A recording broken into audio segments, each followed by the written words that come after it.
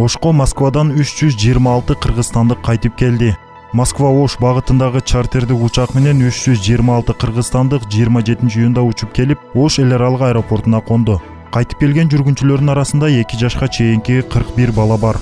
Келгендердин баары маанилүү себептерге байланыштуу кайткан жарандар экенин Тышкы иштер министрлиги маалымдады. Коронавируска каршы ыкчам штабтын маалымдашынча, Москвадан келгендер тиешелүү медициналык текшерүүдөн өтүү үчүн Оштогу обсервацияларга жайгаштырылат.